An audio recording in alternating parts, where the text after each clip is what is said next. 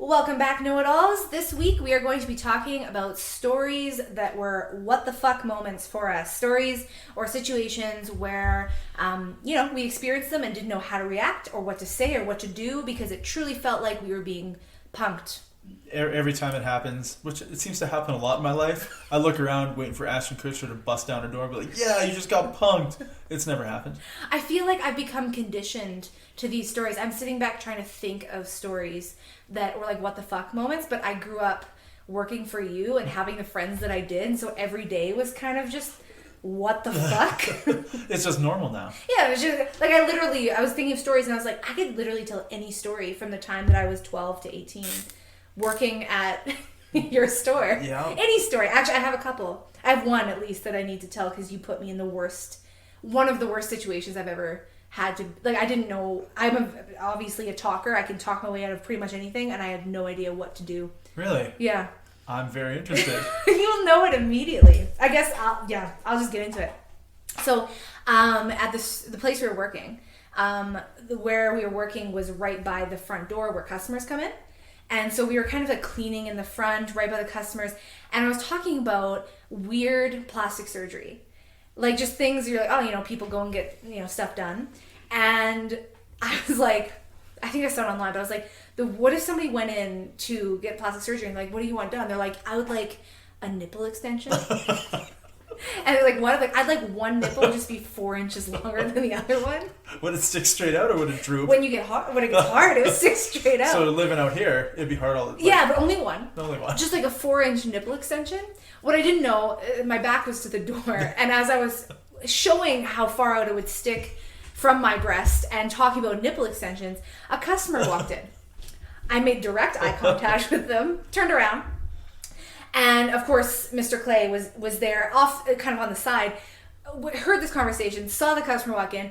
I immediately ran to the back, away from the customer, and you yelled, Teapot, there's a customer here. Can you come get the front? Please come get the front. Can you help them, please? And the customer was like so close to laughing. And I came around the corner and like beat red. Oh, I've never felt sweating. Beads of sweat. And I'm looking at her and I was like, I don't know how to start. Yeah. Like, what do I say? And she's like breaking up. She's starting to laugh, and I'm just like, how can I help you? And she's like, you've already helped me today. And it was just one of those situations where, one of the most embarrassing moments of my life, where like I truly didn't know how to get out of that, like how to make that situation better. It was just this is me now. This is who I am to this person. I will always keep a nipple extension. And they're a regular customer, so you're going to see them every Friday. Yeah. And I worked for you for like 6 years. So. And they're going to walk and be like, can she help me, please? The nipple extension lady? That's a funny one. Or she'll come in and lift up her shirt and go, look what I got done last week. I heard your conversation. I couldn't be stopped. Left nipple, 4 inches. Right? It was funny. I thought it was funny until I had to try to explain it hopefully a stranger would understand what I was getting at and find it humorous. That was one of the first things popped in my mind when thinking back at the times that I worked for you and thinking back at all like the ridiculousness was any time like a customer witnessed it when I was like, oh my God, we're fucked up. There's something wrong with us. Do you ever remember how many times we would send somebody outside the front doors to walk farther away from the front doors, and we'd be loud in the kitchen to see what the threshold was as to where a customer could hear what we were talking about? Yeah. So yeah. It just made me laugh. When they're standing at the front door, they can definitely hear you 100%. Oh, absolutely. So you don't talk about nipple extensions. I learned that lesson. Yeah. You wait till they leave, and then you talk about nipple extensions. Well, I didn't know. My back was to the door. But yeah, I truly didn't know what to do or say in that situation. I helped you. I told you to get front. You knew exactly what to do. I didn't even know. Just dive embarrassment. Like, how do I help you? She's just laughing at me. Well, at least you know she heard you. Oh, yeah. Because there's times when you say something you're like, I didn't know a customer was there. Did they hear me? I have no idea. Just smile and, hey, how you doing? And just like brush it off. There was another one too where this was I don't know. I just feel like you're like, is should I be responsible to do this? Well, think about if you didn't call and I had to, yeah. something happened, how would you feel the rest of your life knowing that something really bad happened and all you had to do was hit 3 buttons on your phone? Yeah. It's just nerve-wracking because I don't know. And I didn't know what to expect when I called, like what would happen on the other end. Do you know what I mean? How many calls a day do you think they get? Thousands. Yeah. Right? That are stupid too. Yeah. So and they can weed those out pretty quick. Yeah. When you have a grown man dragging a girl by like the scruff of her neck into a house, horrible. That's not one you ignore. No, I go to my sister's house all the time and I drive by that house and I always look at it and I'm always just like, ugh. Do they still live there? Yeah, like what the fuck? Yeah. One time when I worked at a movie theater when I was like 18, 19, so I took a year off after going to school for a year. Mm-hmm. And I remember the movie theater had a mailbox up the street. So like it was like a gift shop, but they had like Canada Post like mailboxes inside. Okay. So I went with my boss to go get the mail one day and he showed me where it was and I was like, why are you showing me this? He's like, so when I need you to get the mail, you know where to go. I was like, oh, fair enough. You're teaching me. Okay. And I don't know, the next week I had to go get the mail and he's like, hey, why don't you and Kelly go get the mail? It's like 2 of us. All right, cool. I don't know why, but whatever. And so we got the key and we walk up the street, we go check the mail and there was something in the mail and then we crossed over the street to walk back. I don't remember what the reason was. Mm-hmm. So the mailbox is on the same side as the theater, but for some reason on the way back we walked over to walk down the other side. And as we walk in front of this little tiny convenience store, there's a guy in a truck. He's like, hey buddy, do you mind starting my truck for me? I got a problem with the engine here. And I look over at my coworker, Kelly, and he's holding the mail. I was like, what do you mean you're already in it? He's like, no, I'm going to pop the hood. I just need you to turn it over. That's it. Mm-hmm. I was like, all right, not a big deal. So he got out, I got in, and I go to turn it over, and the hood's up, and you hear, right? And he goes, okay, stop. So I stop, and he does some banging around. He's like, do it again. So I try it again, you hear, so it's not turning over. And then Kelly's like, yeah, man, we got to go. He's like, you just give it one more shot. And I turn it over, and as I turn it over, flames shoot out under the hood against the windshield and then off the side, and the guy's jacket catches on fire. So the guy that was working on his car, his arm is now on fire. And I get out of the vehicle, I'm just like, what the fuck is happening? I went to go get the mail, now I just lit some dude on fire. And he just like calmly walks to the back of the truck, he like moves the seat, he grabs a blanket, puts it on his hand, puts it over top of the engine. I'm just looking around, I was like, this is too fucked up, I'm going back to work. Lit a dude on fire. Like, does his truck... And he didn't seem to care. No, it was just, this is me now. This is me now. So that was like his everyday routine. He just finds high school kids or whatever to just light them on fire. That's his thing. His kicks, this is how he gets his kicks. Yeah. That's fucked up. Right? What the fuck? Like, yeah, I didn't know where that story was going, and that's not where I expected it to go. That's not where I expected it to go when I was going to get the mail.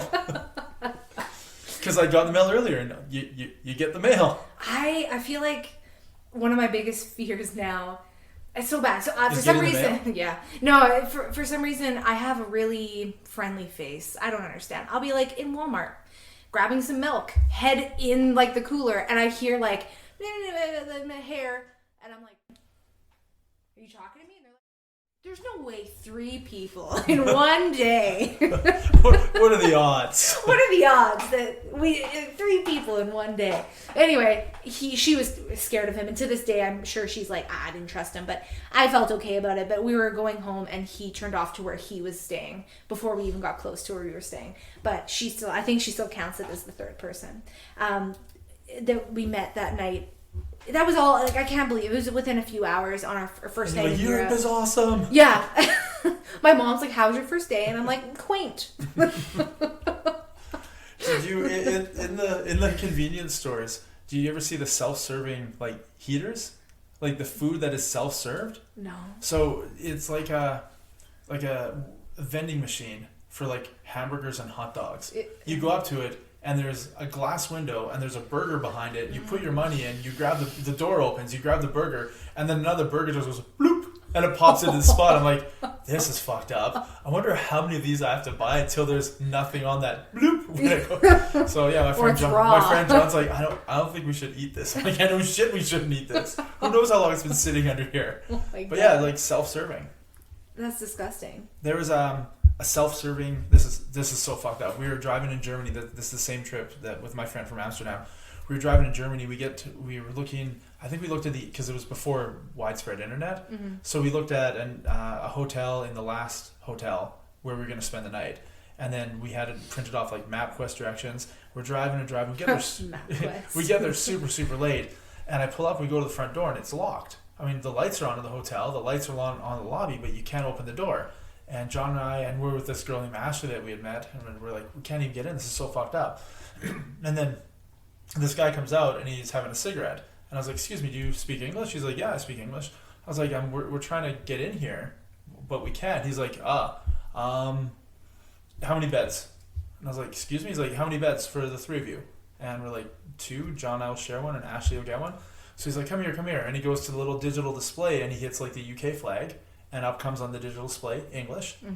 And it's like, for how many nights? And we tell him 1 night, so he hits 1, right? And for how many beds? So he hits 2. And it says, okay, the payment is here. Just, you got to put your credit card in. We're like, what? So I put my credit card in this like glass window vending machine thing at the front of a hotel. And then all of a sudden this piece of paper spits out on the bottom. My credit card comes back, and on the paper is like, 312-AB or something. And the guy's like, on that paper, which he hadn't looked at yet, right? On the paper is your room number, right? And you'll have that room number plus letter codes to get in the front door and your room. We're like, what? He's like, just punch in what's on your thing on the door. So I punch it in, and the door goes click, and I open the door. So I go inside this hotel, which is locked, which I just paid for with a credit card, and it printed off like a debit slip kind of thing with like codes on it. And then we went up to like the 3rd floor, we went to the door, and we entered the code, and a door opens. Nobody fucking works there. And the hotel is like full of people. So it's like just a self-sufficient stuff. And in the morning, someone cleans. Yeah, when we came down the next morning, there's people cleaning, there's people cooking the breakfast and stuff, and there's somebody working the front desk. Just between the hours where they're not open, taking bookings, you just pay for everything right there, and it'll give you a code, and that'll open your door. Weird. So if that dude didn't come out and have a cigarette, we just would have like slept in the car. Yeah. It's like there was nothing around. Like we drove off the main highway down this road, and there was like nothing in this town open. Everything was off. Weird. Like, this is so fucked up. That's weird. Yeah. It's like that hotel we stayed in Scotland that was like on a lake, but a look, but nothing was there. And the helicopter came. Oh, yeah. Yeah. It was just like a giant, like just mountains all the way around, a lake, and one single tiny little house that was a hotel. And then like randomly that night, a helicopter flew into the helicopter pad across the street. And we're like, no big deal, right? You have one of those at your hotel. Yeah. We're like, what the military helicopter, like a search and rescue. It's true. It was a search and rescue, like military helicopter. So weird. Yeah. Yeah, no. I mean, I don't know. At the time, we were just like, that's cool. But then you're like, that's weird explaining it to someone. Yeah. And right now, people are listening. They're like, I don't get it. Yeah. Like, you wouldn't. You don't. We're in the middle of nowhere at a hotel, which is like 35 minutes from any town. Yeah. And a military helicopter shows up at a helicopter pad that's there for whatever reason. For whatever reason. And we all just got out and went and looked at it. Like, everybody in the hotel was mesmerized. Yeah. But it turns out that people get lost in the hills up there. The fog sets in. Yeah. And they get lost, right? So the helicopter pad actually serves its purpose. I mean, I get it. I've seen the Rocky Mountains. Have particular symptoms, which was so annoying. I kind of had a pain in my stomach that would come and go. Kind of felt like I was really full, but not really. I can't even explain it. And it's actually my boss at work at the time that was like, oh, maybe you should go to the doctor. It could be a cyst or something like that. And I'm like, oh, fine. Because I hate the doctor. And I went to the doctor at a walking clinic, and they decided I had a bladder infection. So they gave me some antibiotics. And then a week and a half, 2 weeks later, when those were done, nothing had changed. So I went back to the walking clinic, and they decided maybe you need different bladder infection pills. And a week and a half later, when nothing changed, I went back again, and they're like, maybe we'll try you on a third one. The first two maybe just didn't work. So at a point of a month later, you've been to the walk-in clinic 3 times. They keep prescribing the same yet similar yet different things. But before that, how long were you in pain? 2-3 weeks? A month? I don't even know. Honestly, I think it was like maybe a month, maybe a month and a half. I tend to put up with things because if you ignore it enough, it'll go away. Absolutely, 100%. I don't know why there'd be any other reason for you to do something about it. When you ignore it, it clearly goes away. Exactly. Have you had a bladder infection before? Like, did you know what it felt like? I had one once and it was similar, but not the same. Have you ever had a kidney stone? No. Okay. That's the same feeling. I had a kidney stone and it felt full. Like I just felt it was really weird. I remember it being like January 1st. I was at work and I was sitting on these crates and everybody's like, hey man, you need to go to the doctor. You don't look good. And I was like, I don't go to the doctor. Like there's not a lot of like I'm usually a pretty healthy guy. You know, I go to the doctor if something's wrong, but it's not often. So I was like, yeah, it doesn't feel right. And I tried like going to the bathroom, like number one, number two. I tried again and again. There was nothing left in my body. And then I thought, well, it sort of feels like, you know, blue balls. I can't really describe that feeling, but it feels like I need to ejaculate. So I went and did that before I went to the hospital. So yeah, I went home, out of uniform, did that, and it still hurt. So I went to the hospital. And then, yeah, after like 20 minutes, they're like, you have a kidney stone. We can like tell, like, this is all kidney stone stuff. I'm like, all right, cool. But it felt like my stomach was full and I needed to pee and I couldn't pee at all. It was so odd. And yeah, I passed the stone. That's, you know, not a big deal. That's like small potatoes. It was like the least scary thing I could imagine. Worst case scenario is, hey, we're gonna have to cut out your stomach, your testicles, and your anus because there's cancer. So after your third attempt at a bladder infection, what did you do? So I decided I was just going to ignore it for longer because apparently they're not helping me. So I went home, and a few days after that, I woke up. It was a Saturday morning. I remember that. And I woke up and I was in so much pain all throughout my stomach that I was dry heaving. I could barely get to the bathroom. It was so much pain. And then I'm sitting there like trying not to vomit and Googling, can your bladder blow up? Because I was like, maybe it's a bladder infection. Maybe my bladder exploded. So WebMD is your next best bet. Physical doctors didn't help. Dr. Google must be able to give me something. What did they give you? Absolutely nothing, because I couldn't find anything about my bladder exploding. Fair enough. Surprisingly, that's not a symptom on Dr. Google. So my husband called the ambulance and I went to the hospital. And this is where it gets even more fun.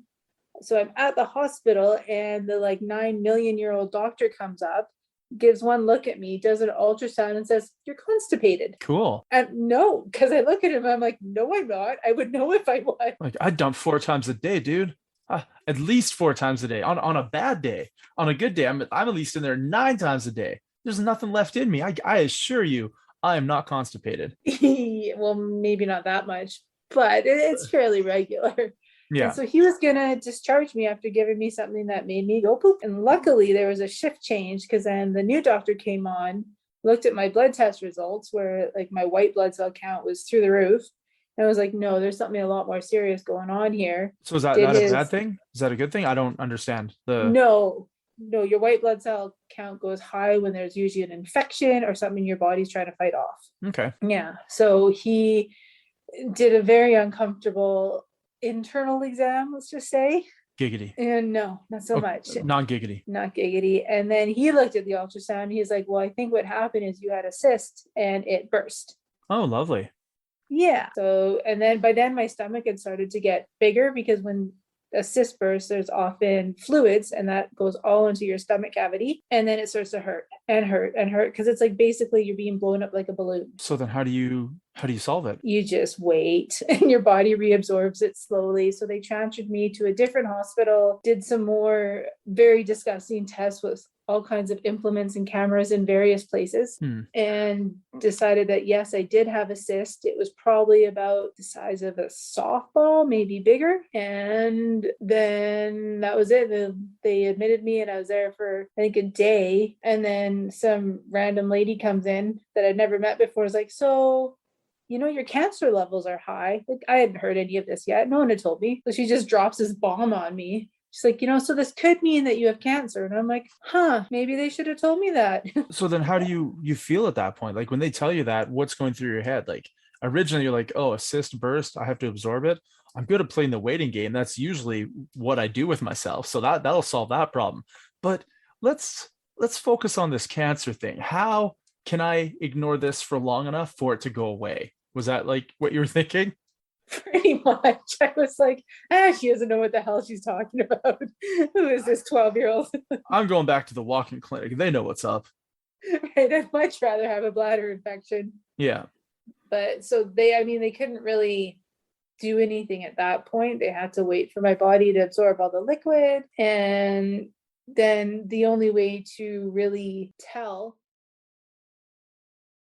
they call you on the telephone. By the way, you have cancer. Wow. So yeah, that was super lovely. So I'm assuming that's the phone call you got was, hey, you have cancer. And then they're like, Right. all right, press 1 if you'd like to hear the message again. Press 2 if you'd like to hang up. You're like, nope, I don't need to hear that one again. That's gonna stick with me forever. Yeah. So with me, they're like, yeah, you have cancer. And also you seem to have indicators for a genetic condition. And not only do you have cancer on your ovary, but we found some cancer in your uterus too. So, you're going to need another surgery. You're going to need a full hysterectomy. Screw it, ever having kids. Any of your life plans are all gone now. You're getting all your plumbing removed.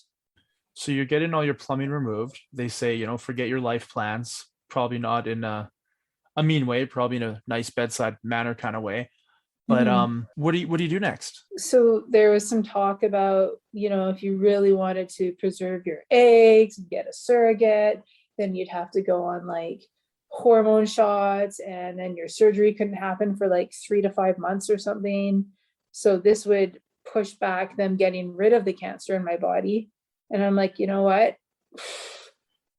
So I have to make a choice. Do I want children, or do I want to potentially die from cancer because I waited too long? I mean, it's a no-brainer for me just because I love life. Yeah. Instantaneously, I'd be like, can you just take it all out? All of it. Anything that might have cancer, just gone. Get rid of it. Go. But there's no guarantee they get it all either. So one of the complications is because my cyst burst, the cells inside that cyst that got spread throughout my stomach walls potentially could have cancer cells in them. Lovely. Right. So not only did I need a second surgery to get a full hysterectomy done, but I would also need chemo after that, after I healed. All right. So you get the news over the phone. Yeah. Do they say, hey, do you want to talk about it? And they invite you to a place where there's people and you guys could all talk about it? Or do they just say, we're going to leave you alone with your thoughts? Have a good day. And they hang up. Pretty much. Yeah, pretty much. We're going to let you ponder your life choices and give us a call when you decide what kind of surgery you want, if you want this surgery. And, we have openings on this date and this date. And this time they got me in within like a month.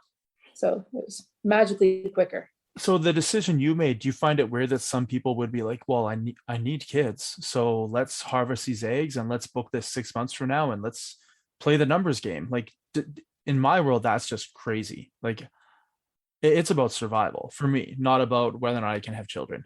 You know what I mean? Yeah. Like, what were your thoughts? Is it the same thing, or are you just? It's hard. I went back and forth a lot. I was only 35, so I was still pretty young. But then again, I was already 35. Yeah. So it's like I hadn't had kids yet. But to get that kind of cancer at the age of 35, like those cancers are usually evident in elderly women, right?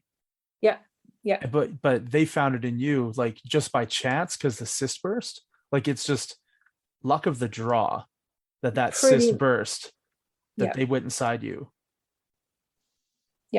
Yeah. I mean, it would have burst anyways because it would have gotten so big. Eventually it would have burst.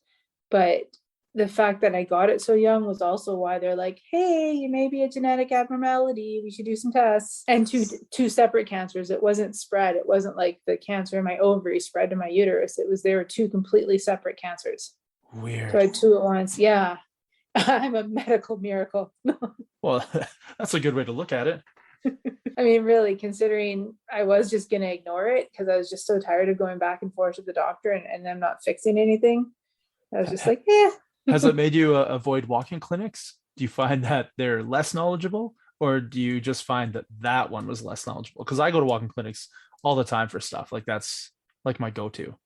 I went to 3 different ones. Okay, I thought it was the same one. You kept going back. No, it was 3 different ones. Because I was like, well, the first people are obviously morons.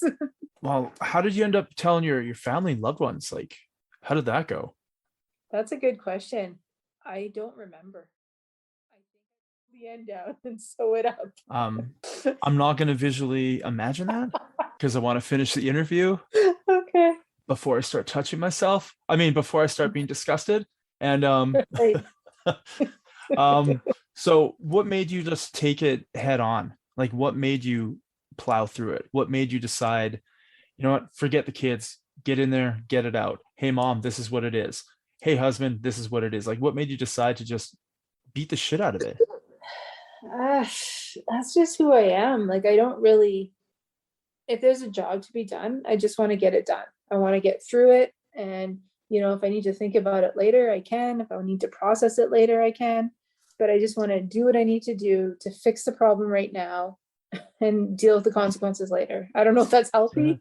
Well, I mean, it's probably more healthy than I'm just gonna ignore it till it goes away. So I think your life plan of taking things like face first head on is a lot better than ignoring it till it goes away, because you and I both know shit does not go away. Well, not this time. No, Other not this times time. It has. Absolutely. Yeah. Yeah, I don't know. Like, I do leave things. I'm a procrastinator, obviously, because, it took me a while to keep going back to the doctors. But I also, once I know there's an issue, I just want it gone. I want to fix it. Well, how So glad are you that you did keep going back? I am, although going back didn't do anything. Is really the day I woke up in excruciating pain and we called an ambulance. That's when it really all started.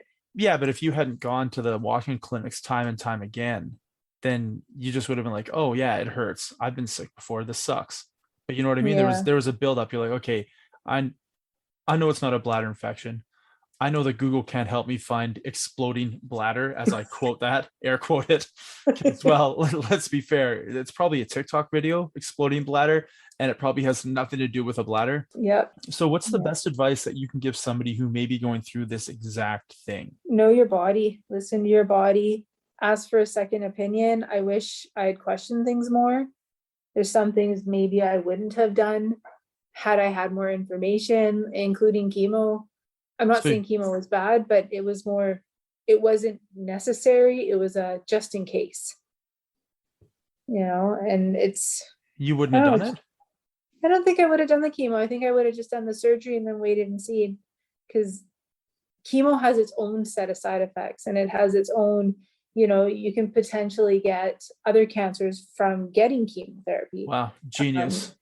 Right? And it's kind of an old, outdated mode of dealing with cancer, because we don't have anything better at the time that a lot of doctors use. So I don't know. It's a poison. It kills your cells, and that can't be good. No, and that's sort of like getting a gunshot wound and trying to remove the bullet by shooting a bigger gun into the wound. Exactly. Okay, Right. we'll remove that bullet using a bigger bullet, but this might lead to its own set of problems later down the line. Yeah, I just wish I'd asked more questions. So be curious about your treatments, I think, is the best advice, and talk through your fears with your doctor. Be like, why are you recommending that? What other treatments could we do? What other things could potentially help these treatments? Because I kind of just, listened to whatever they said, and then only later started to really look into how we treat cancers and the side effects that can arise from our cancer treatments, and what other ways that potentially could have been addressed. I'm not saying like go to Mexico and go on a juice cleanse, because that's going to cure your cancer. Yeah, but people probably do not that. I know. But I don't know. Just be curious and don't be afraid to reach out for help. Like, some people are really good at compartmentalizing how they feel and just getting through it. And some people need that support. And there's a ton of support out there if you do need it. Did you need it? No, the only thing I needed was a good hat, because all my hair fell out from chemo. So I got some really cute hats. That was the support. I bet your hair is super healthy now. Oh my gosh. So when it first started to grow in, it was like baby soft. You know how baby's hair feels? Yep. It was little baby hair. It was adorable and it was soft. And all the kids where I worked run their fingers through my hair and be like, oh my God, you feel like a bunny. So from now and for your future, are there any like steps you need to take? Are there yearly tests? Like, is there anything you need to do to be on top of your shit to make sure that stuff isn't growing where it shouldn't be growing. Yeah. Yeah. So I did end up being diagnosed with.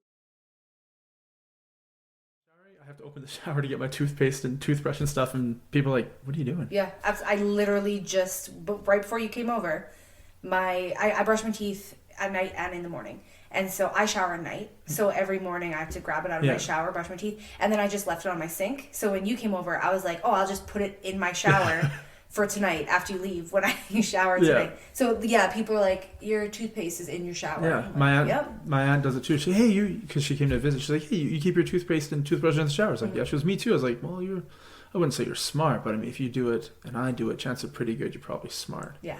Because that's how I am. If both of us do it, then it must be right. It's the right answer, guys. It's the only answer. It's the only answer. If you're not doing it, you need to change. There's something animalistic about it. I enjoy it. Just don't brush your teeth. You're a swine. No, I just love brushing my teeth in the shower, and you can just make a mess. But I do just like 3-4 minutes. Everywhere. I just keep going and going. While my hair is like. Yeah, got the conditioner it's like in a deep clean on your teeth, and it's just you can just spit. And then once a week I use Johnson no tears shower gel, because my eye doctor told me to do that to get rid of the sleep particles that are building up on your eyelids and your eyelashes, because I wear contacts and sometimes those particles that dry skin or whatever get underneath my contact and irritate me. He's like, once a week, just take it, rub it on your eyes, pull on the eyelashes, pull them out, rinse it, and you're good to go. Because that's what I keep finding underneath your dry skin sticking into your eyelashes is getting in your eye. Weird. So yeah, eye doctor told me that. So I do that. And I think that's my shower routine. Okay, question. I get out, grab my towel. But this is also another thing I do is I blow dry my hair. Because usually in the morning I got to go to work, right? I'd rather not blow dry because it doesn't destroy it. Yeah. But I do it with my shower door, not my blow drying, but the showering, I shower with the door closed and the fan on. Because this one time I was at a hotel, I had the door open to the bathroom and I'm in the hot shower for like 30-40 minutes just sitting there, and the smoke alarm went off. Oh my god. Yeah, so I was like, holy crap, so I don't want to do that in my house. Sorry, it just reminded me of the last time I went to a hotel and we drank the night before, and then the next morning I took a nap in the shower. No. For 40 minutes. You were still sleeping, I think. My. I just laid down in the shower. Just don't drink. Oh, it was horrible. That's the last time I drank. But anyways, I have a question though. So body wash. Yep. First of all, bar of soap or gel? I have gel. Okay, good. I hate bars of soap. They make my skin feel so dry. I don't mind. I like some of them that smell good, but I just find as they whittle down and whittle down and whittle down, it's just like now a little tiny sliver. Yeah. The stuff in the bottle, when it's done, it's done. Yeah. Just grab a new one. When you're in the shower, do you have any way to wash your back? I don't. What about your feet? Do you I wash down to my feet. I stand on one foot and I lean my shoulder against. Yeah. I do wash all the way down in between my toes and stuff, but I don't wash my back. But I have noticed that when I rinse my conditioner out, if I feel my back, it hasn't rinsed all the way down the drain. Absolutely. It's out of my hair, but it's still in my back. So I take my removable shower head, I turn it on like high spray, and I just hold it over my back and spray it down until I feel it down my legs and I feel like about the small of my back. Yeah. Yep, there's no soapy stuff there. I'm good to go. Yeah. I just don't want it irritating my skin. Yeah, absolutely. I don't like that either. So I shower every night. Yeah. And I usually wash my hair every night. I know it's horrible, but I go to the gym a lot, and I don't know, for a while I was good with just using dry shampoo, even though my hair was, greasy from sweat and stuff like that. But I don't know, lately, especially in the winter, because I live in a basement suite and it's cold, I just like to have my head under the warm water. And I know you don't have to shampoo it if you get your hair wet, but mine just gets even greasier. Oh no, if I wet it, it's gotta get shampooed. Oh no, I don't wet it when I don't wash it. So anyway, because it's gross. My shower is so tiny that if I turn my water on with the doors open, like as soon as I turn it on, it'll like soak the floor. So the first thing I do is take the shower head and point it towards the wall, and then I turn my shower on and close the doors for like a minute. And there wasn't any instructions from your landlord saying, "Hey, this is how you should shower." No, I figured it out real quick. So yeah, you should put up notes for the next people who move in. I should sell it to them. And toilet paper. Yeah, because there won't be any. Forever. But yeah, so I let it warm up, and then hang a towel on the door because it's right beside where I get out, and make sure I have my toothbrush and everything in the shower. And then when I get in, I have no choice but to get fully wet at that point because there's nowhere else to go.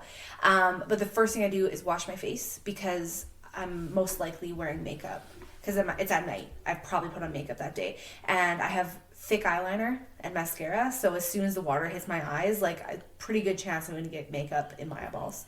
So I wash my face immediately. And then I shampoo, rinse, conditioner, and leave my conditioner in. And while I'm conditioning, like using my conditioner, I brush my teeth and then wash my face again because I don't like the residue of like the toothpaste. Like, because I always get foamy all around my mouth. So I wash my face again and do like a kind of a scrub, like a deeper clean. And then after that, and then I always rinse my conditioner out before soaping my body because I found the same thing if I wash my body and like use my gel. Well, obviously you found the same thing that I did. Obviously, because we're intelligent. We know everything. But yeah, I found like I'd wash my body and then I'd rinse my conditioner out, and then it would always be like the small of my back and my butt crack would have like conditioner. I could like feel it. I had to like rinse the conditioner out, and so I rinse the conditioner out and then I wash my body. And then at that point I attempt to shave my legs sometimes. I'm lucky that I don't have to all the time. It grows very slowly, but yeah, it's contortionist kind of thing to try and. So you ask your friends about this? Yeah, I think it's fascinating. Like what you do first. I have a friend, she leaves her shampoo in longer because she's blonde and she uses like a purple shampoo and she wants it to sit. No, I gotcha. And then talking about feet, I only wash my feet, like legitimately bend down and scrub my feet, usually in the summer if I'm wearing any open-toed shoes. Yeah, like to me it's like wearing flip-flops. My feet are going to be dirty. Do you change your routine when you go on holiday? No. Do you change if like you have a visitor? I mean, Like do you leave the door more. open? Yeah, okay. Male visitor, female, like whatever. I shave from the eyebrows down if that's what you're talking about. I do the full wax job. Yeah. Except I don't do that around my pubic area. I leave that full. It's the I full want to bush. beat the Zohan, right? Yeah, Like, you it's guys have the biggest. The bush, biggest. Yeah. No, so I'm someone, I also keep the door closed and fan on. But again, it's because I'm in a basement and it's freezing. And so I want to be warm and not let the cold air seep in during my shower.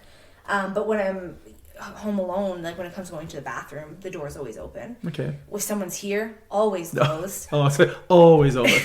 Take it off the hinges. Dating someone or like Yeah. being with a significant other, always closed. Fair enough. I do not understand when people shit in front of their partners. No. I get, like, I'm not embarrassed, you know what I mean? Like, I would hate to feel judged, like, if I was feeling ill and, like, was in the bathroom and someone's like, oh my God, you're pooping. And they, like, think you're unattractive because of that. Like, come on. As we talked about last time, bodily functions are a thing, but also you don't need to be like, hey, you can come in here and, like, get ready for the day and watch me poop. I leave my door open sometimes with a significant other if I have to pee. Yeah. That's not a big deal for me, but there's absolutely no way that door is going to be anything but closed and locked when I'm going number 2. Absolutely not. Never. Some things are best. I mean, if you don't do it at home, when you go to, like, let's say you go to the bathroom at Walmart and you go into the stall, do you leave it wide open? People walk in, you just take it up, like, hey man, what's up? What's up? Yeah. Yeah, You don't. You lock it. That's disgusting. I know it's not a significant other in there, right? But it's just a stranger, but still. Yeah.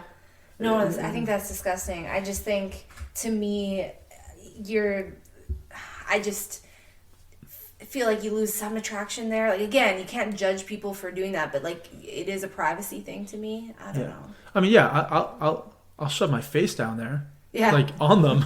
Yeah. But I don't want to know that they took a dump. Yeah, exactly. There's a difference. Huge difference. Yeah. I think. I've never watched somebody take a dump, so I don't know. I just think it's, Well, I mean, my kids, but that's different. I don't know.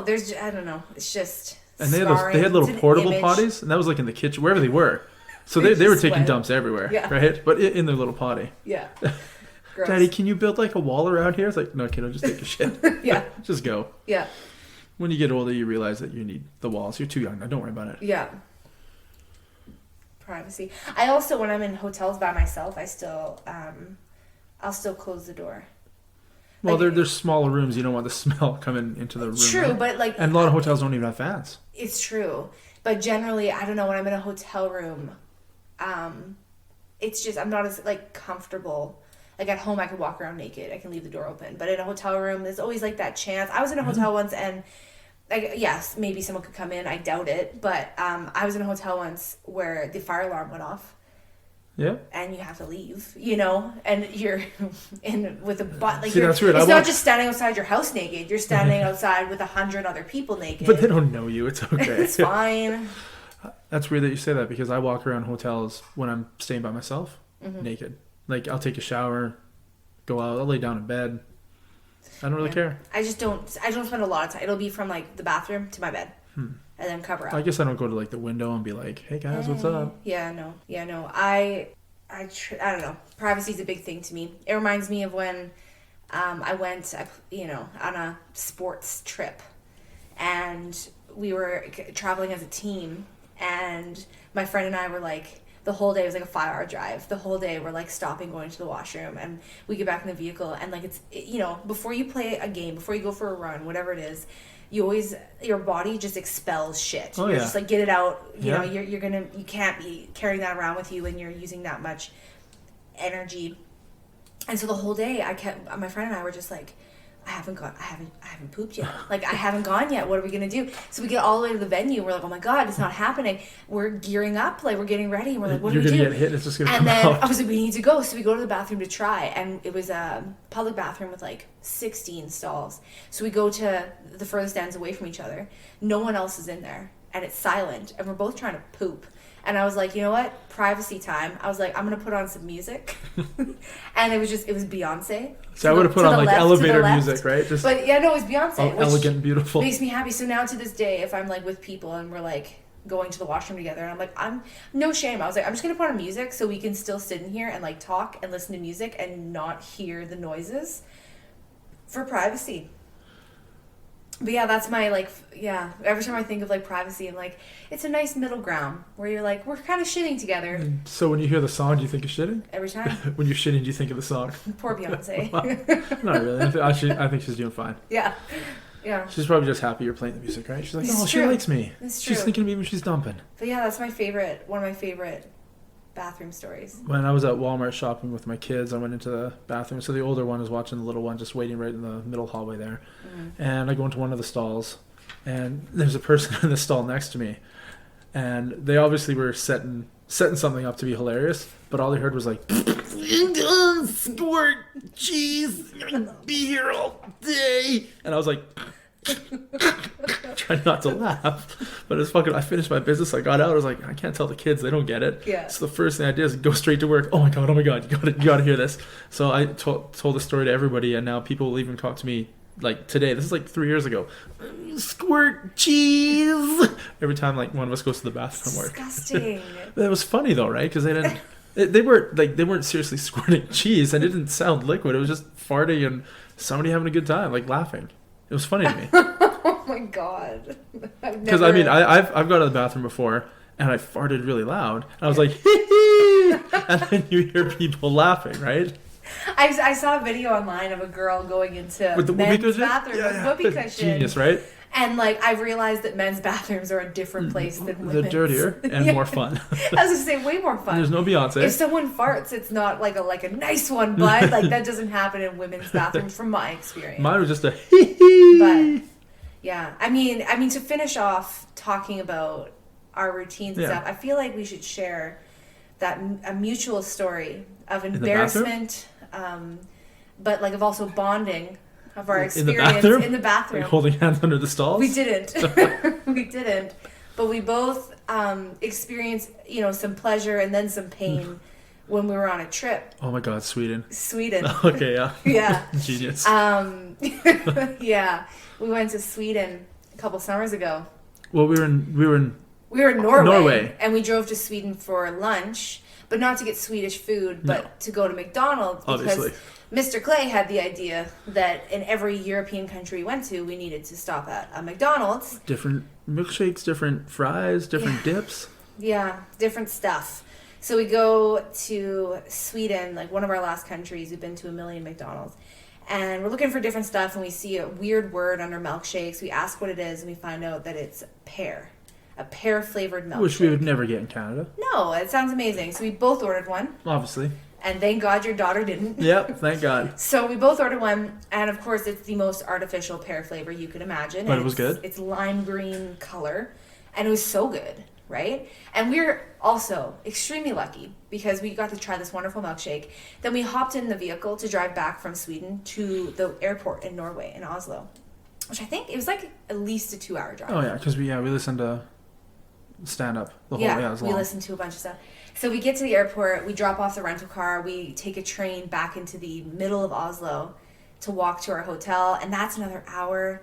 So we're a few hours in, we get off the train, we're like 4 blocks away from our hotel. Oh, and the reason we went to the airport is because my lost luggage had shown up, and I was able to pick it up. So Yeah. I have my like 40-pound huge backpack on, Yeah. which I'm happy to have, even though I'm only in Europe for like 2 more days. Yeah, we'll talk about the lost luggage another episode because I have at least a half an hour's worth of But yeah, I'm lugging this big Ranting. ass bag. So I look at him and like we're pretty close. So I just look at you and I'm like 2 blocks from the I was hotel? like, "Pfft, we're a couple blocks away. I was like, I think I gotta go. And I look up at you and usually you're a pretty like laid back guy. Oh, yeah. And I look up at you, you're white, you're sweating a little, and your face has so much concern. And I'm pinching my butt cheeks together, trying to waddle, but also trying to briskly get to the fucking hotel. Yeah, so I was like, oh no, you have to go. And like your daughter is just whatever, like La, la, la, la, la. oblivious. Daddy, it's So you hot. Can you guys- carry this for me? It's like, Right. I carried a 40-pound bag and I gotta